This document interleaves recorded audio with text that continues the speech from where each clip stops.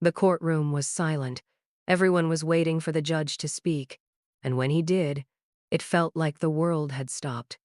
I am ruling that the child will be placed in the custody of his stepmother, Mrs. Thompson, and not with his biological mother, Ms. Williams. I couldn't breathe. It was hard enough being a single mom, fighting to make ends meet. But this felt like the final blow. I'd never been rich, but I loved my son with everything in me. And that love was enough, I thought. But apparently it wasn't. The judge, an older man, looked down at his papers like he had no idea how much his decision would change our lives.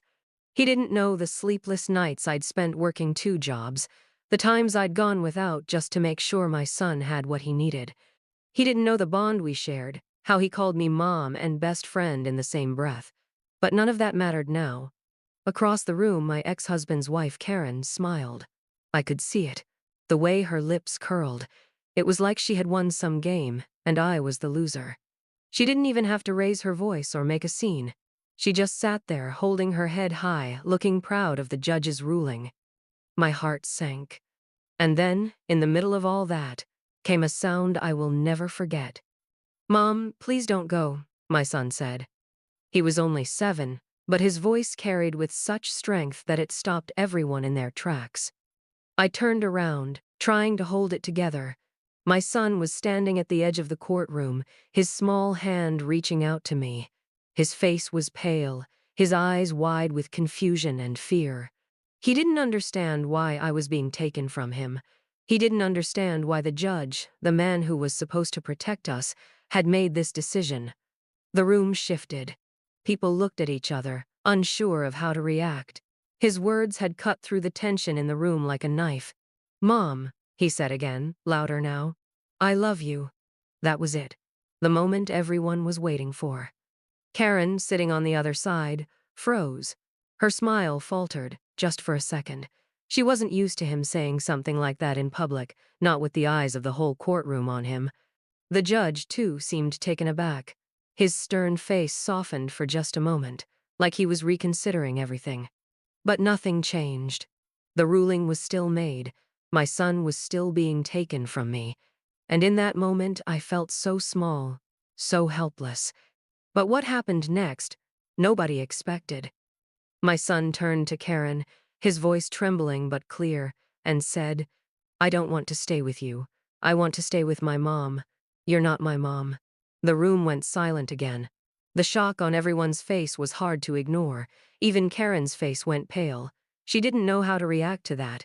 She never expected him to say that. The judge looked from my son to Karen, and I could see him struggling with what to do.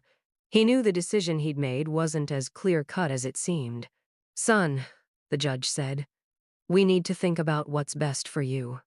My son wiped his eyes, not understanding what was going on.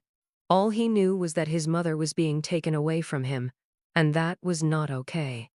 "I don't want her to go. I want to be with my mom," he said again, this time his voice breaking. "Mom loves me. She always loves me. She makes me feel safe." I couldn't hold back the tears anymore. My heart felt like it was being ripped apart. Karen's composure faltered. She looked at the judge, then back at my son. "He's just confused. He's young, he'll get over it." But the damage was done. Those words hit everyone in the room hard. This wasn't just about a judge's decision or who could offer more money or a bigger house. This was about the love a mother has for her child, and it was clear now that my son knew who really loved him. The judge paused. It felt like an eternity. And then, in the most unexpected twist, he looked down at his papers and said, "I need more time to think about this." The courtroom buzzed with whispers. The judge had just put the ruling on hold. We were all still in shock. My son walked over to me, and without saying a word, he threw his arms around me. He didn't need to say anything else. His embrace said it all. And in that moment, I knew no matter what happened next, we would be okay. It wasn't just about the decision the judge would make. It was about the love that no court could take away. And even though the fight wasn't over, I felt a glimmer of hope. My son had reminded everyone in that room that love is stronger than any ruling. Love doesn't have a price tag. It doesn't depend on how much money you make or what title you hold. It depends on the sacrifices you're willing to make for the ones you care about. That was something no judge, no stepmother, and no ruling could ever take from us. The days that followed were a blur.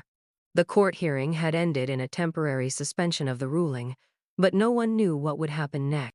The judge had ordered a deeper evaluation, more time to consider the best interests of my son. But I could tell there was a shift. Something had been exposed that couldn't be easily ignored. When we left the courthouse that day, my son didn't speak much. His small hand was clasped tightly in mine, and his steps were slow, like he was walking on fragile ground. I wanted to tell him everything would be okay, but I wasn't sure myself. The truth was, my heart felt heavy, as if the weight of everything had settled. That night I tucked him into bed, just like I always did. He gave me a tired smile, but I could see the worry in his eyes. "Mom," he said softly, almost like he was testing the water. "Will you still be my mom if I stay with her?" The question hit me like a punch to the gut. I hadn't even considered that possibility, the thought of him living with someone else, of being told I wasn't enough to keep him. I took a deep breath before responding, trying to keep my voice steady. "Baby," I said, gently brushing his hair out of his face. "You don't ever have to worry about that. I'll always be your mom, no matter what happens." He looked at me, still unsure, but then his small hand reached up to touch my cheek. "I know," he whispered. "I just don't want to forget." I wanted to promise him that nothing would change, but the truth was, I couldn't make that promise. The courts had the power to take him away from me, no matter how much we loved each other. But I could promise him something else. "Listen to me," I said, squeezing his hand. "I'm not going anywhere. I'll fight for you.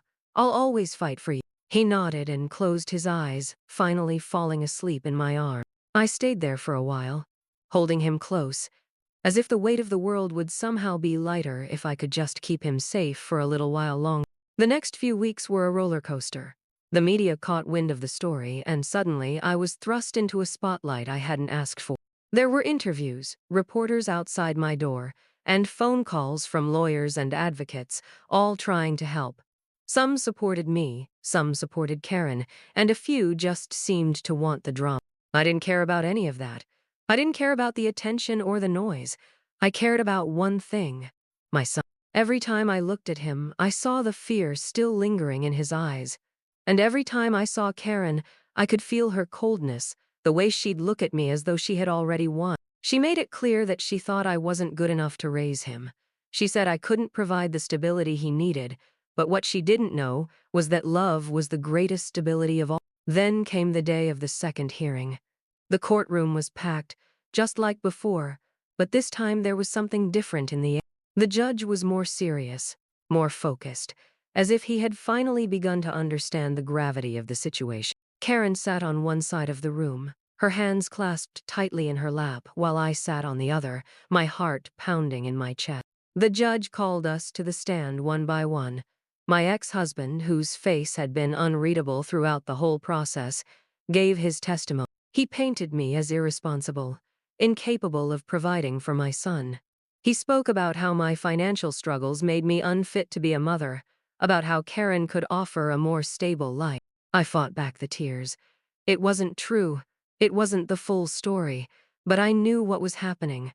The system was judging me based on my circumstances, not my love for my child. When it was my turn, I took a deep breath and stood up.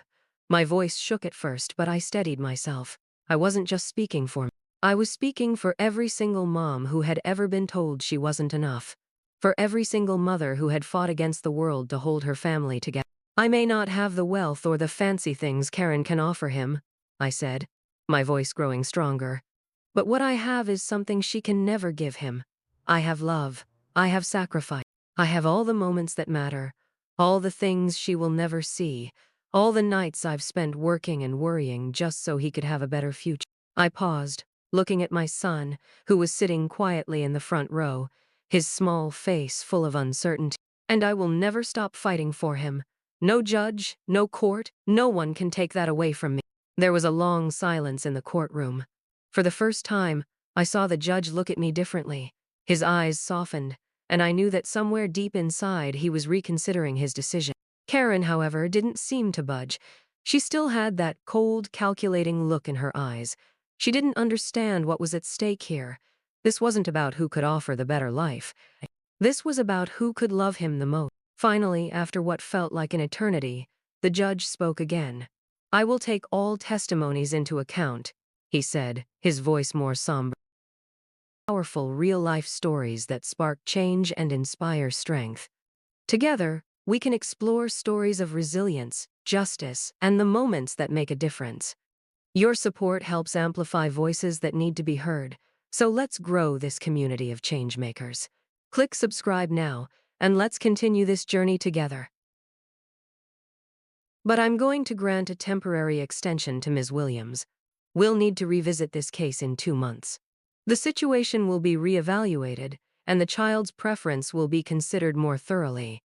I exhaled, not fully understanding what this meant, but knowing it wasn't over yet. The fight wasn't won, but it wasn't lost either. That night, as I held my son in my arms once again, I whispered to him, "I told you I'd fight. I told you I'd never give up." He smiled, his small hand resting on my chest. "I know, Mom, I know." And somehow, that night, it felt like maybe, just maybe, the world wasn't as against us as it seemed. The days following the court hearing were filled with a mix of emotions. The temporary extension was a small victory, but it didn't feel like enough.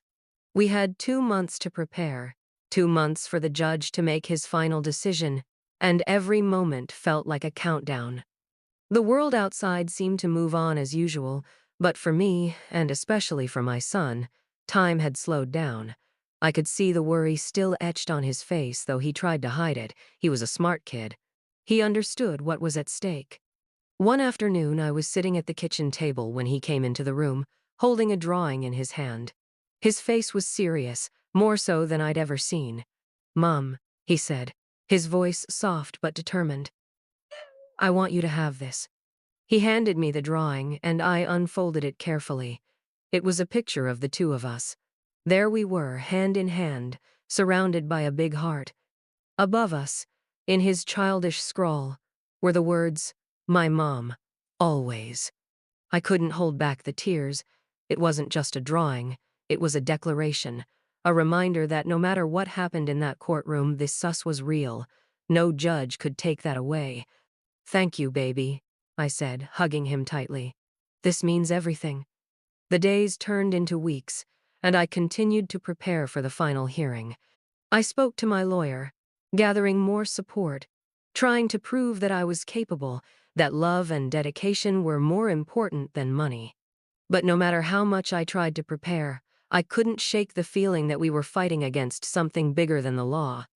We were fighting against a system that didn't always see us, that didn't always understand our struggles. I spent a lot of time thinking about my son, about the life I had built for him. It wasn't perfect, but it was ours, and I knew deep down that I was doing the best I could. But how could I explain that to a judge who saw things in terms of numbers and statistics? How could I show him that my son didn't need a mansion or fancy things? He just needed me. When the day of the final hearing arrived, my son was with me as usual, sitting quietly by my side as I prepared myself for what lay ahead. The courtroom was packed again, the tension thicker than before. This time, Karen was sitting there too, her face rigid with confidence, her lawyer beside her, ready to make their case. I didn't have a lawyer like theirs, but I had something they didn't. I had truth on my side. I had love. The proceedings began, and I went through the motions, speaking about how I had provided for my son, how I had been there for every milestone, every scraped knee, every late-night conversation. I spoke about our bond, about how he had called me Mom every day of his life. I told them again that no one could love him the way I did. Karen's lawyer spoke next. He painted a picture of the perfect family life with a stable home, financial security. He made it sound like my love wasn't enough, like a roof over his head and an expensive education could replace the things I had given him. He even suggested that my unstable financial situation was a danger to my son's future. I fought to stay calm, my hands trembling as I listened. I knew what they were doing, but it still hurt. The idea that everything I'd worked for, everything I'd given up, wasn't enough because I didn't have a big house or a fat paycheck. It made me feel small. But I wasn't going to let them make me feel small. Not this time. And then it was my son's turn. He was called to the stand, and for a moment, I feared he wouldn't speak. But when he stood, there was something different about him. Something older, strong. He walked up to the microphone, and for the first time in the entire trial, he looked at the judge directly. "I want to stay with my mom," he said, his voice clear and firm. "She's the one who loves me. She's the one who's always there. I don't want to go live with them. I want to stay with her." The room went quiet. No one expected that. Everyone had assumed a child his age wouldn't understand the full weight of the situation. But he did. He understood exactly what was happening, and he chose me. The judge didn't say anything for a moment. His eyes moved from my son to me, and then to Karen, who was visibly upset, her hands clutched tightly in her lap. But the words were already there, hanging in the air. "I don't need anything but my mom," my son added softly, looking up at me. My heart swelled with pride. How could anyone argue with that kind of truth? How could anyone deny a child's right to be with the person who loved him most? The judge finally spoke, his voice quieter than usual. Thank you, young man. "Your testimony is very important." But the damage had already been done. My son had made his choice, and it was clear to everyone in the room who he wanted to be with. After a long pause, the judge looked back at all of us and said, "I will take all of this into consideration. The decision will be made short." We left the courtroom without knowing the final ruling, but I knew one thing for sure. I had fought with everything I had, and so had my son.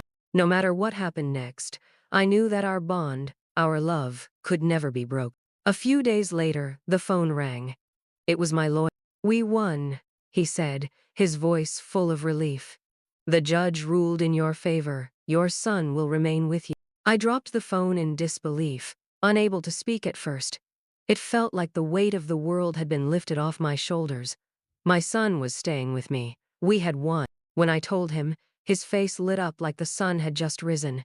He threw his arms around me and said, "I knew you wouldn't let them take me." "I'll never let them take you," I whispered, holding him close. "You're my everything." And just like that, we were free. We were together. And no matter what the world tried to tell us, we knew one thing for sure: love was stronger than anything else. The days after the ruling felt like a new beginning, though they came with their own challenges.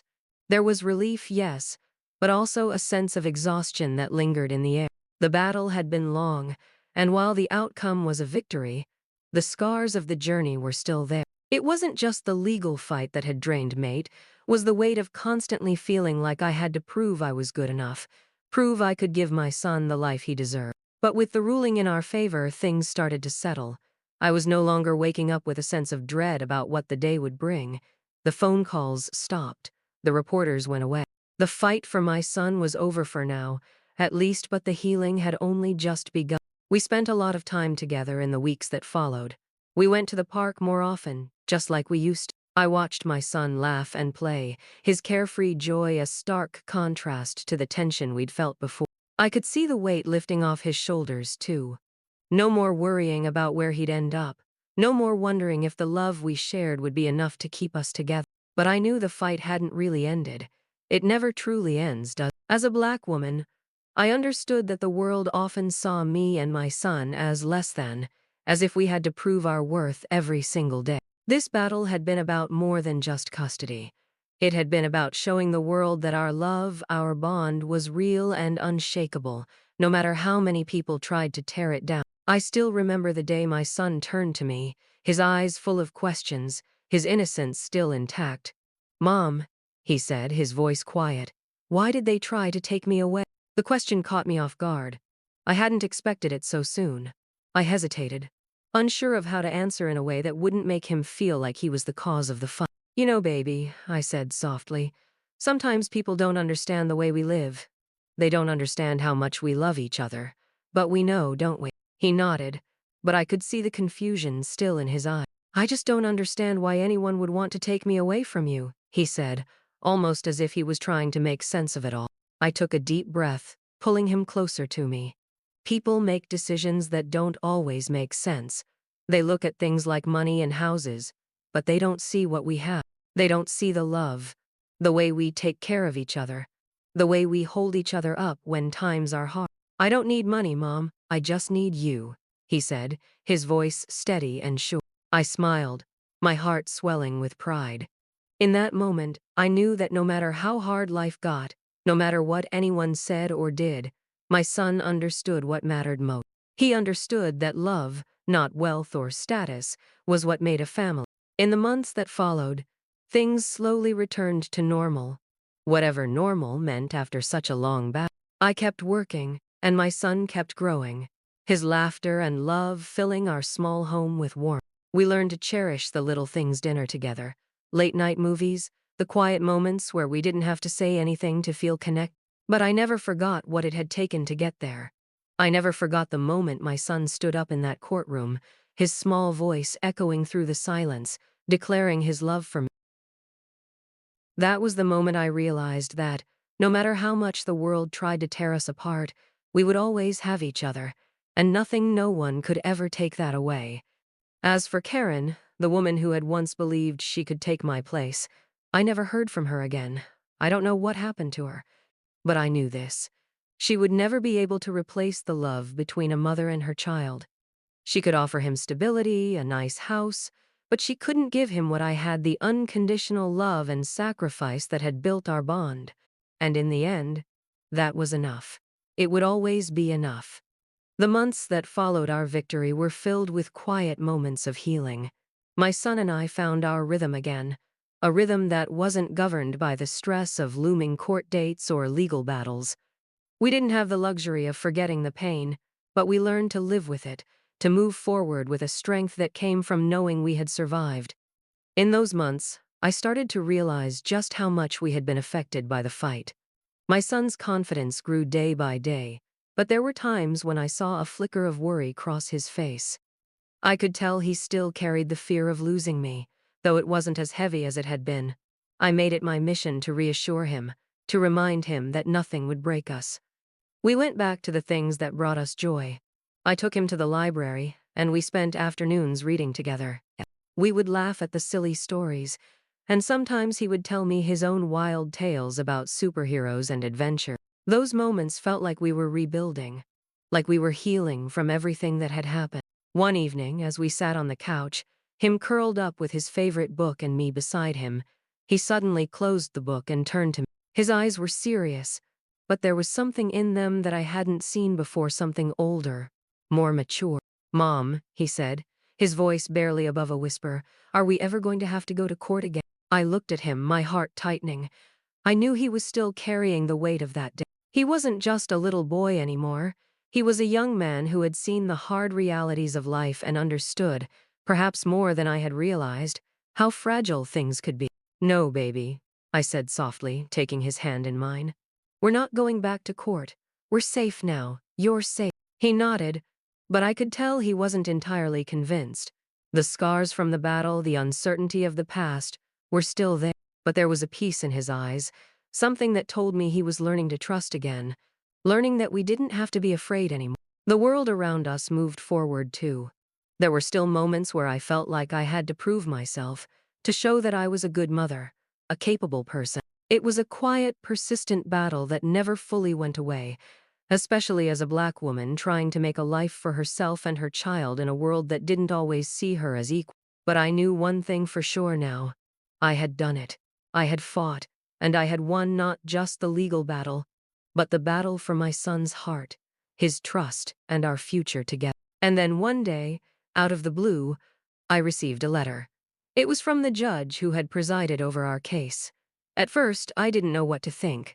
Why would he be reaching out to me now? I opened the envelope carefully, and as I read his words, a sense of closure washed over me. "Dear Ms. Williams, I wanted to take a moment to personally acknowledge the courage and strength you demonstrated throughout the recent proceeding. While it is not my place to share personal opinions on cases outside of the courtroom, I feel compelled to commend you for your commitment to your son.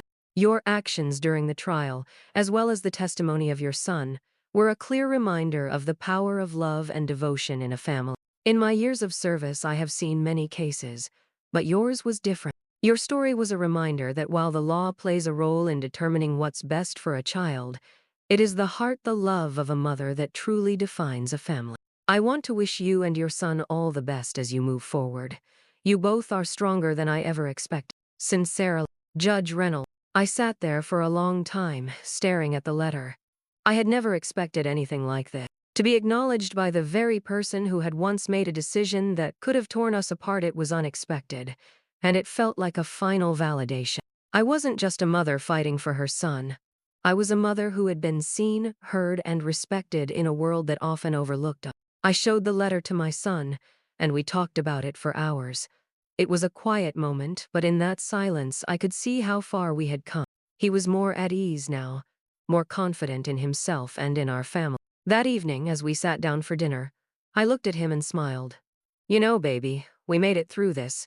We're stronger than we were before. He smiled back at me, his eyes full of that unspoken love, the kind that no one could ever take from us. I know, Mom, I knew we would. And for the first time in a long while, I let myself believe it. We had made it, and no matter what came next, I knew we would always be okay. Together. As the weeks passed, life settled into a new routine, but something inside of me had shifted. The battles of the past had tested me in ways I never imagined, but they had also given me something precious, a deeper understanding of my own strength and a deeper connection with my son. We didn't talk about the court case as much anymore. We didn't need to. The victory, the sense of closure, was embedded in the way we lived each day. I found myself appreciating the little things more, the simple, ordinary moments that made up the fabric of our lives. There was a peace now, a calm that had replaced the constant fear and uncertainty. One afternoon, we took a walk to the neighborhood park, the sun shining down in that soft, golden way that only afternoon light can. The world felt right again, in the way that it does when you've overcome something difficult, when you've found your footing again after a storm. My son skipped ahead, his laugh ringing out like music, and I couldn't help but smile. Hey, Mom, he called back to me, waving his arms in excitement. Look at this. He was standing at the edge of the playground, his feet firmly planted in the sand, his eyes wide with wonder. He pointed to the sky, where a single bird was soaring high above us, gliding effortlessly through the air. I want to be like that bird, he said, his voice filled with a new kind of confidence. Free. No worry. I walked up to him, crouching down to meet his eyes. You already are, baby, I said softly, a lump forming in my throat.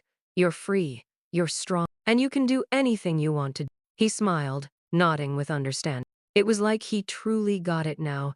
In a way that only children can, they carry the hope of the world inside them, unburdened by the weight of everything that might try to hold them back. We spent the rest of the day at the park, playing, talking, and laughing, just us, two pieces of a whole that no one could ever take apart. And as the sun began to set, painting the sky with shades of pink and orange, I felt an overwhelming sense of gratitude. For my son, for this moment, for the strength we had both discovered in the fight we'd faced. That night, as I tucked him into bed and kissed his forehead, he looked up at me, his eyes filled with something soft and unspoken. Mom, he said quietly, do you ever think about what it would have been like if we didn't have each other? The question caught me off guard, and for a moment, I didn't know how to answer. I took a deep breath, trying to find the right words, but the truth was simple and clear. I don't think about that, baby, I said gently, brushing his hair from his face, because we do have each other, and nothing, not anyone or anything, can take that away. He smiled and nodded, his eyes drifting closed, his hand finding mine once more. I love you, Mom. I love you too, more than anything. And as I left his room that night, I couldn't help but feel like this, right here, was all I ever needed. The battles, the pain, the heartbreak, it had all led to this. We had come through it, stronger and more connected than ever. And while I knew life would continue to throw challenges our way, I also knew one thing with certainty. We would face them together. No matter what the world threw at us, no matter how hard it got, we would always have each other, and that, I realized, was the greatest victory of all. I pulled the door quietly behind me and stood there for a moment in the hallway, allowing the silence to settle over me. The echoes of my son's laughter, the memories of the days when I didn't know if we'd make it through those moments, felt like distant memories now. We had made it, we had fought for what mattered, and we had won. I took a deep breath and smiled, knowing that no matter what came next, we were ready. together. The weeks continued to drift by, each one a bit lighter than the last. It was as if the weight we had carried for so long had finally lifted, leaving space for something new to take root, peace, and the kind of quiet joy that comes from knowing you've survived the hardest storm. We didn't talk about the past much anymore, but it was always there, just beneath the surface, a part of the foundation of everything we had now. One Saturday morning, as I was making breakfast, my son came running into the kitchen, his energy as contagious as ever. "Mom!" he shouted, excitement bubbling in his voice. "Can we go to the library today? I need a new book." I smiled at him, wiping my hands on a towel. "Of course we can."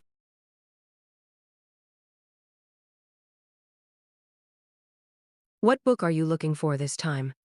He grinned, holding up a piece of paper with his latest list of book titles. "I want to read about superheroes again, but this time I want to learn about real heroes, like people who change the world. You know, like you." I paused, caught off guard by the simplicity of his words. "Like me?" I repeated softly, a smile tugging at my lips. "Yeah, like you," he said, his tone matter-of-fact. "You fought for me. You never gave up. That's what heroes do, right?" I felt my heart swell, the emotion catching in my throat. This child, this beautiful, strong child, had truly seen me and understood the depths of the sacrifices I'd made for him. He didn't just see the struggle, he saw the love, the drive, the endless fight to keep our family intact. I knelt down to his level and put my hands on his shoulders. "You're my hero too," I said, my voice steady but full of emotion. "You give me the strength to keep going every single day. You're the reason I fight." He smiled brightly. And just like that, the world felt right again. We spent the rest of the day at the library, just as we had so many times before. I watched my son dive into a new book with the same enthusiasm as always, but now there was something more to it. He wasn't just reading stories of fictional heroes. He was looking for something that reminded him of the real world, of the way we had fought to keep our family together. The way love, above all else, had made us strong. As the weeks turned into months, our lives began to feel fuller, richer in ways that didn't involve money or material things. We spent our weekends exploring new parks, cooking meals together, and taking walks through the neighborhood, talking about anything and everything. It was in these simple moments that we built our new life, one without the shadows of the past looming over us. But there was one moment, one that I will always remember, that encapsulated everything we had become. It happened on a rainy afternoon, the kind where the world outside is muffled, and the warmth of home wraps around you like a blanket. My son and I were sitting on the couch, the two of us lost in a puzzle. I looked at him, his concentration intense as he worked to fit the pieces together, and for a brief second, I saw something in his eye, something that made my heart skip. "Mom," he said quietly, not looking up from the puzzle, "do you think I'll ever be like the heroes in the books? You know, the ones who make a big difference?" I paused, taking in the question, my hands still on the puzzle pieces. I knew this was one of those moments, one of those pivotal conversations that would shape the rest of his life. "You are a hero, baby," I said softly, my voice full of conviction. "You've been one since the day you were born. You don't have to do something big for the world to see you as a hero. Being kind, being strong when things are hard, standing up for what's right, that makes you a hero. Every day you get to choose who you want to be. And as long as you choose love, you'll change the world in ways you can't even imagine yet." He looked up at me, a smile tugging at his lips. "I'm going to be a good hero, just like you, right?" I nodded, my heart swelling with pride. "You already are." And that was the truth. He was my hero, just as I was his, and together, we had built something unbreakable. We had faced every challenge, fought every battle, and come out stronger on the other side. As the rain continued to fall outside, I realized that this was the life we had always deserved.